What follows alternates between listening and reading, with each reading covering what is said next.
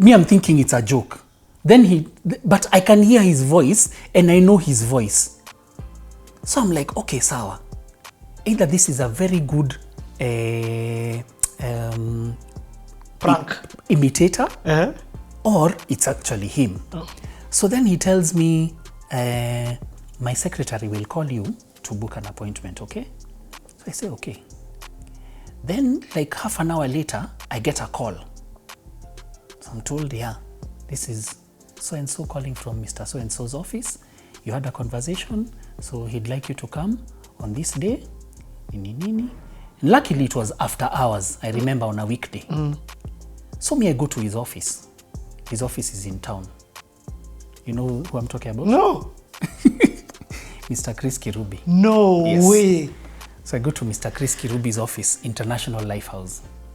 So I go up paka his office. Enter his office, massive office. Have you been to his office? What kind of a life is this? Have you been to his office? I've been to his house, not his office. You're lucky. So, big office. So I get in, I sit. That office is so intimidating. So I sit. We talk. He asks me what I'm doing. So I tell him what I'm doing. So then he tells me he'd like to hire me. So I say, sawa, because Capital FM was looking for an events manager. Wow. Hold on. Fakii, you worked at Capital FM? Yes. You didn't know? What is such By a the way, one of the people who recommended me, DJ Styles. Ooh. Yes. You know, in this part where you were talking about Capital FM early on, way back, even different attire, it was a whole different story. In fact, they were giving you different things to wear. That was way before. So you sit down with... So, first and foremost, Chris Kirubi was this hands-on. Yes. Chris Kirubi was very hands-on. I think even now... Yes. Still hands-on with Capital FM. You know, I did this video about the billionaire mindset when I interviewed Sam Gishuru and he was talking about Jack Ma. And he talked about the level at which Jack Ma was hands-on. So Chris Kirubi was the one sitting down with you to hire you. Actually, let me tell you, when I watched the CTA with Sam Gishuru and he talked about Jack Ma, all I could see was Kirubi. What? He's that hands-on. And I'll tell you. So, we discuss, we agree. Then, he tells me, let's go and see Mr. Kamau. Mr. Kamau, Cyrus Kamau, General Manager, Capital FM. So we get out of International House, you walk across the road, we go to Capital FM. We go up the lift together, walk into Capital FM. When we walk in, says hi. Mr. Kirubi introduces me to Cyrus Kamau. Then all he tells him is, we have agreed, finalize. Then he goes. So, Mr. Cyrus Kamau tells me, okay, if you've agreed, so now we talk about when do you start? Okay, now, what was your role? Break me down. Events manager. And I'll explain it. So remember, I've come from Wananchi Online, 30K. Yes. Then when I went to draft the Scannard agency, my salon now was 60K. Okay. Then I went to Capital FM. When I went to Capital, when I went now to sit with the GM, so the GM told me, this position, this is the pay.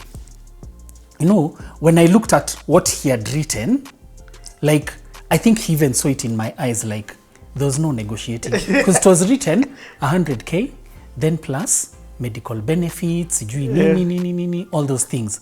I was like, wow, okay. And then he told me, oh, and you'll get parking in the building. You guy, you know the thinking of parking in town. It's irritating. Not even the cost, the struggle of getting parking. You can't leave during the day and come back. Such things. So we agree. So me the next day I go to Scannard. I resign. But it wasn't a big deal. Me resigning. So then I start working at Capital FM. So now at Capital FM, my role was... Stop. Fakii, you worked at Capital FM. I worked at Capital FM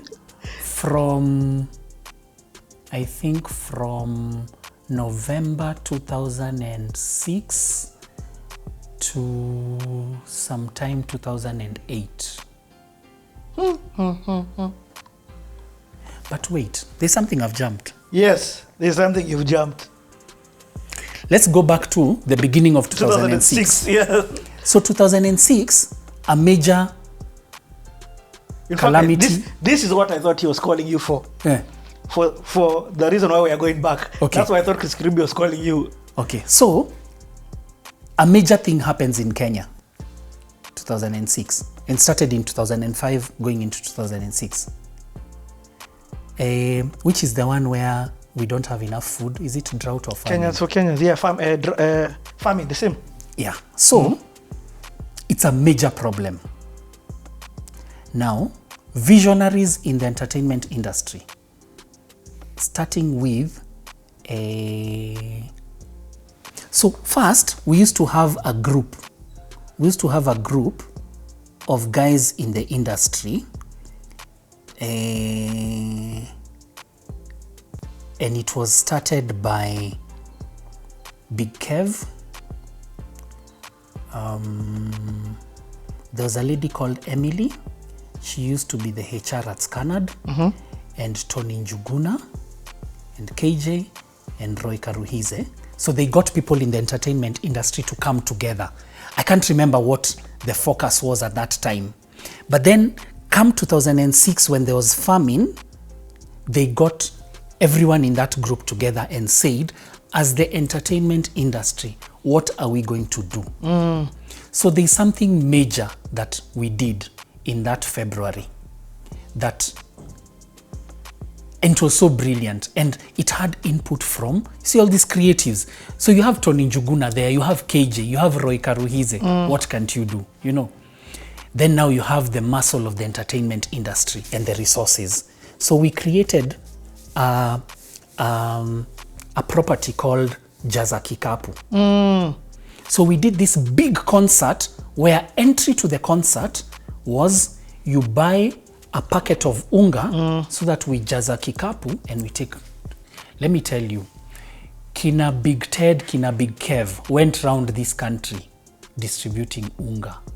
Because of how much had been People. raised. We had raised so much. Like, I remember at the entrance of the gig, Nyayo Stadium, we had lorries collecting unga.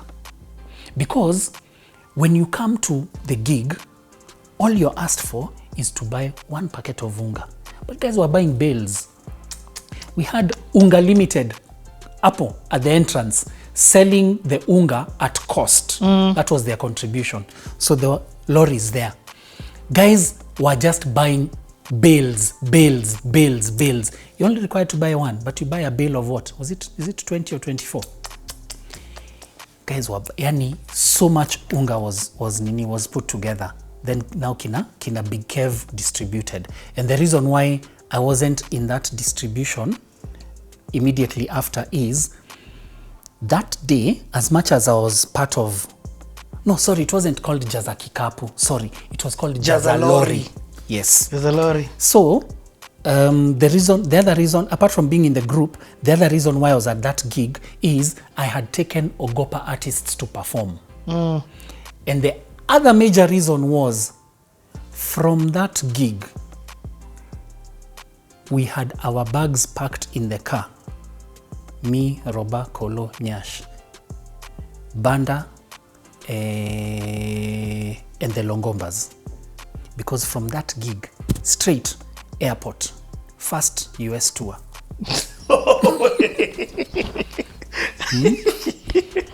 Fakii. You went to the US tour. Yes. You, as the manager. Yes. So went with Banda. Yeah. We went also, I think the DJs who were going for that was, we had Adrian. I think Styles. Adrian and Styles were there also. So all of you guys were one group just. This is, of course, your first time in States now. This was my first time in States. How was that experience? Wow. So, first of all, we are so excited. We are going to stay too. Yeah. we are not the ones paying for the tickets. Yes. We don't care how much we are being paid.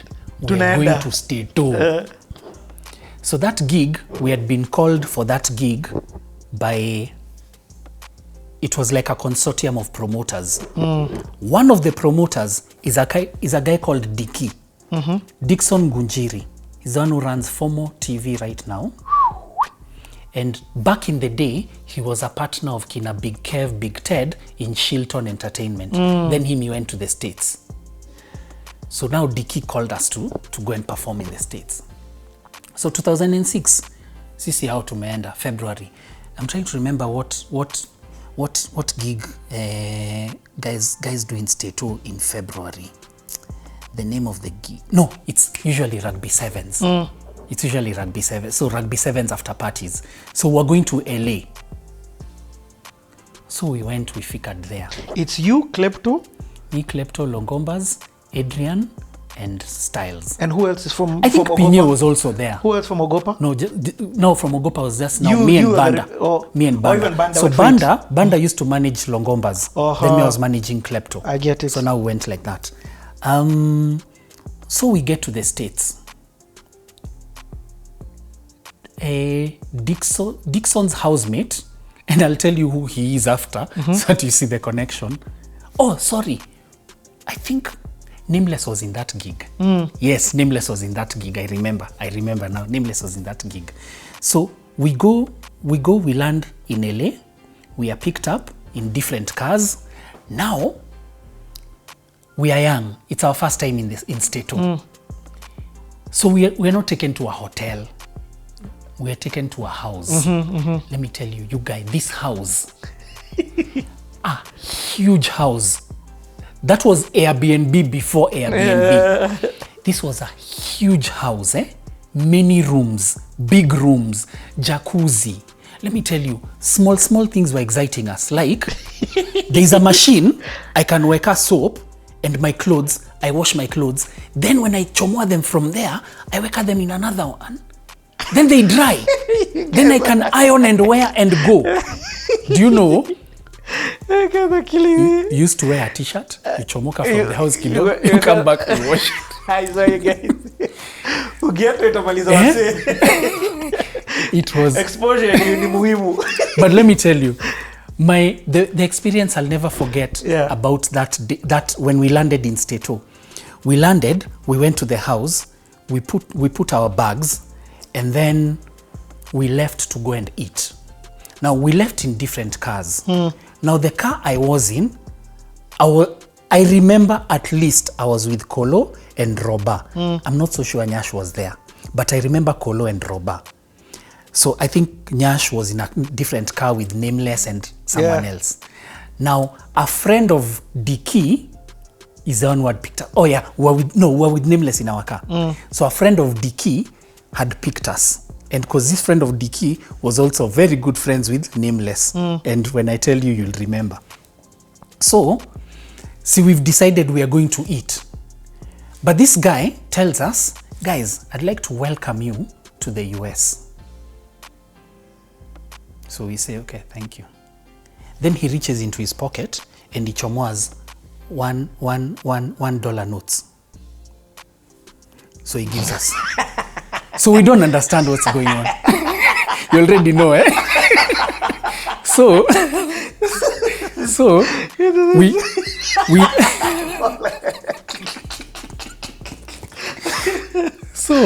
we drive into a space.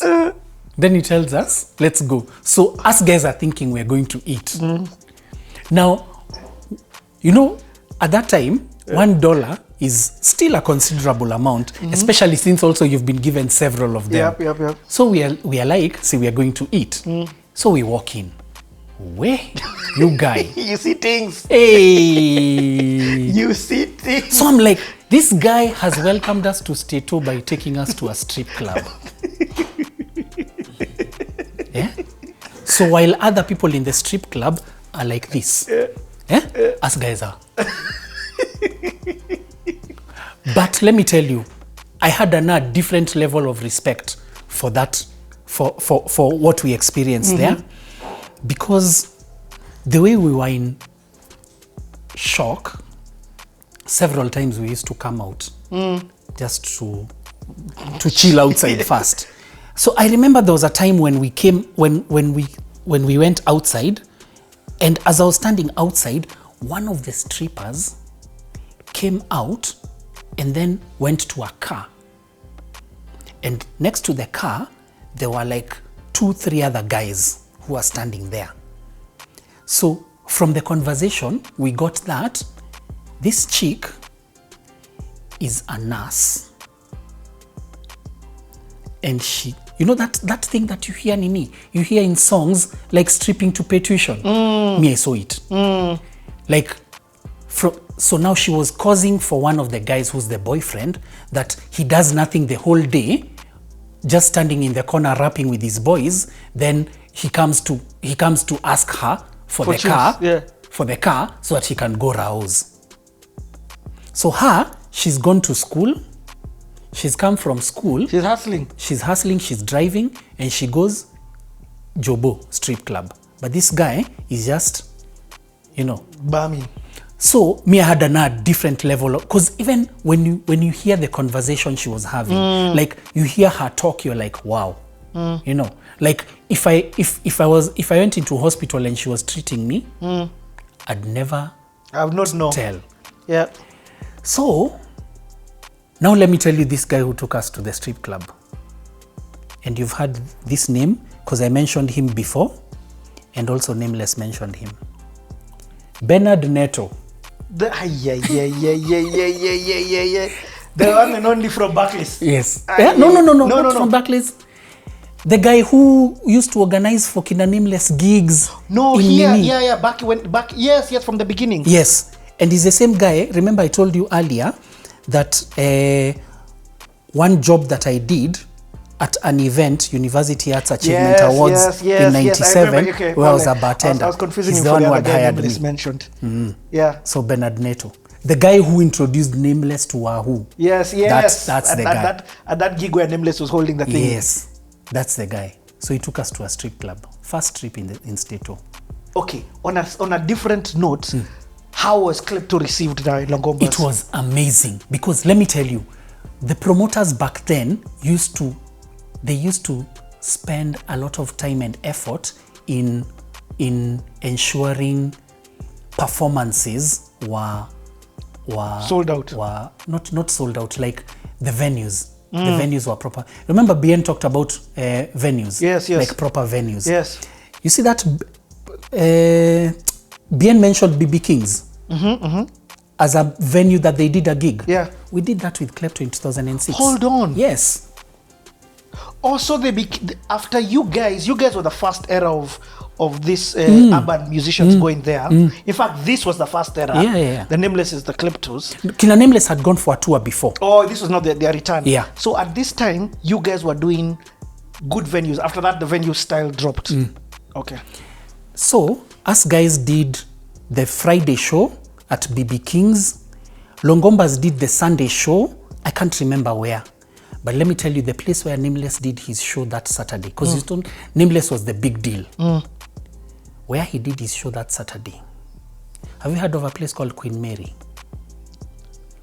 Queen Mary is a ship that docked in LA Kitambo, and it just quamad there, and a whole mall, shopping center, restaurants were built in there. So it was a proper concert venue, and it got packed. What? Packed. That's crazy. So yani, just that first weekend was major. And you guys have gone for like 2 months. So now initially the plan was to run Nini for that long, but me, I came back. I left them, I came back. I can't remember I came back, but I came back. But did you do another city aside LA? No, I didn't do another city. So I left them with Banda. Okay. I left them with Banda. When we did our show on Friday with Klepto, now when you go as a number of artists, and then you do your show the day before. from there on, you know, you feel free. Like you have no obligations. So the other ones are the ones who are stressed. So on Sato, we were the crowd at Nameless's show, you know. But of course, we had been put somewhere VIP. But let me tell you, that venue was amazing. And then even Longomba's, where they did theirs, was amazing. Was an amazing venue. Did this open up your eyes and more into the entertainment business? Sana. So why did you come back earlier then? Because initially the plan now to make it a tour was made just that weekend. Because you see, it was a matter of now the promoters seeing the reaction from and that then show, deciding let's take it on the road. More. Because you see, for those kind of weekends in Stato, Kenyans from different states come into one state. But then there are those who don't make it. Then they are told about it. So now you target them by going there. So those now become smaller shows. One. Yes. So of course, so you had been called specifically for this show? For the rugby one. Okay, I've gotten. So, and I remember one was it that one? No, that one. This I remember this story is for later. So I came back, and then they stayed on, and then they did the tour with Banda, Longombas and is this when Nyash went? We didn't see Nyash again. Yes. He remained, eh? Yes, that's when Nyash went. So then, I came back, then the whole Wananchi online thing happened, and then I think Wananchi online deal is what made me come back, eh? And then the whole Scanad thing happened, then Capital FM. So I worked at Capital for like 2.5 years. Within those so my role at Capital FM was as events manager. We had, I was doing two main things. Number one, take the station on the road. Okay. So in essence, Obi-Van. Yes, but also create events that bring out Capital FM. Like just create events, and that's how we ended up creating what was it called? And at least now I can admit it. So we tried to work out a partnership with, those days Carnivore was doing New Jack Swing, and they used to advertise on Capital FM. Then they changed from advertising on Capital FM and went to Classic. So as Capital, we were annoyed. So we're like, we'll start our own. And that was the birth of Lost in the 90s. So we started doing Lost in the 90s. Then also our other job was to do client activations. The thing I was trying to run away from, to do client activations for at Capital. But Capital had their own brand and their own... Yes, and so it was easier because also the kind of activations we were doing. For example, we used to do Smirnoff activations every other week, where we go to different bars, we have push girls and guys, just getting guys to take shots, you win prizes, merchandise. Then every month we do a party. So those were the days now we used to do a party with Code Red at Sikiliza, at the barn, at different places. So it was a nice thing that we were doing. And at least I can say this, when I was at Capital, I then created a brand that I still see being used now, which is the events brand. So I created the brand called CIA, Capital Interactive Agents. You're the one who came up with that? Yes. Hey, Fakii. You were in your zone? Yeah, I was in my zone, kabisa.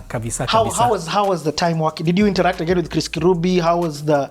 Chris Kirubi used to come to the office almost every day. Capital is his baby, eh? I think... Or what is it? It's his outlet. Of course, the money was important because it's a business at the end of the day, but he loved it, and I think it gave him a space to be someone else other than what people know. And I think that's where DJ CK came from. And he had some nuggets of wisdom. So he would come to the office.